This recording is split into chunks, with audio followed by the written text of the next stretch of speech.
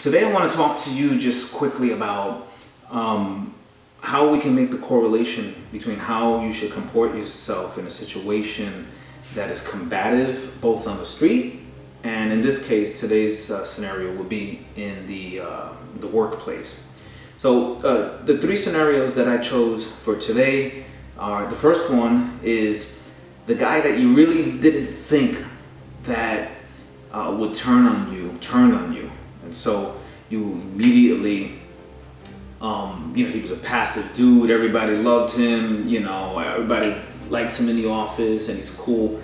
But there are moments in time where, when he gets a little stressed out, he becomes very intense, and he's willing to throw anybody under the bus. So in this scenario, you're the person that he's going to throw under the bus. You're in a conference meeting, and in the conference room, and he starts going off on you. Okay, so you never felt this from him, or you never really even thought that it would come from him. So your first thing is, when he throws at you, verbally, starts throwing these daggers, you get in position. Okay, so when I say position in the conference room, I mean know your role, know your place, know his role. Get in position mentally. Be prepared for something to be escalated. So, you get in position, and then boom, he throws something else at you, and he's trying to show you up in front of everybody.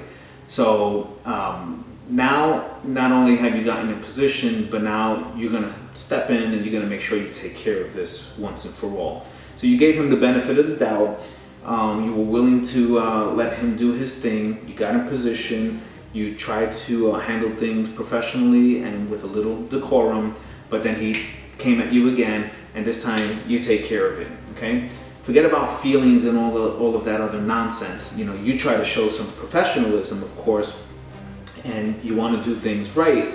But to me, there is you comport yourself a certain way, you treat people a certain way, and this is in the workforce or outside. You just pretty much, you're trying to avoid trouble. You don't look for it. You definitely bring a calmness to everybody. But when someone steps and elevates their game, well, then you got to do the same thing too. Just the bottom line is, when you're here and then someone comes here and steps up their game and their intensity, you're not going to win over here with this game and this intensity. You're going to have to go here or above it, and you got to make sure you take care of business. Okay, so that's one scenario. The other scenario is the guy that everyone knows is everybody walks on eggshells, because this guy, he likes to show that he's the boss and he's the man, and he's so smart and blah blah blah blah blah, and he's very rude, and every time you go to work, your stomach goes upside down, because you just know this guy's gonna cause another day of havoc, and no one does anything to him because basically they're scared psychologically. This guy might be the guy who's in a position where, he might be a smart dude. Maybe he has a few years under his belt in this company, and pretty much walks around with this air of superiority. And so the first thing you want to do is make sure you take care of a guy like that. So, this is the guy who's going to come to you and say, hey, blah, blah, blah, blah, blah, blah. And he's going to start shooting, and he's going to make sure that he speaks loud enough for everybody to hear him while he pounces his chest and, does his roaring lion thing. And that's all sweet and everything. But again, you want to put yourself in a position with a guy like this.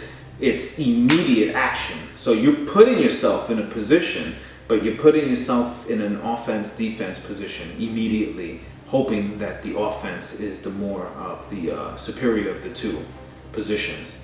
And you got to take care of a guy like this quickly. Now, you may not necessarily need to do it there, right then and there, and that's true for any of these scenarios.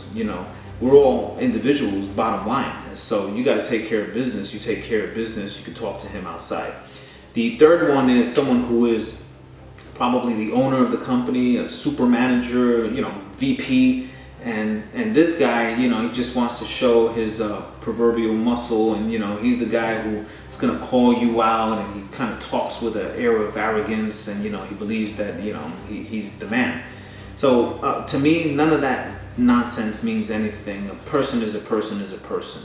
And you can always just take them aside. You can talk to them right outside of the building, where it doesn't matter what their little name tag says to you.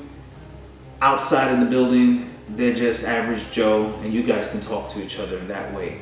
But the bottom line is, feel confident and secure in yourself and know what you bring to the table, and don't let anybody talk to you that way.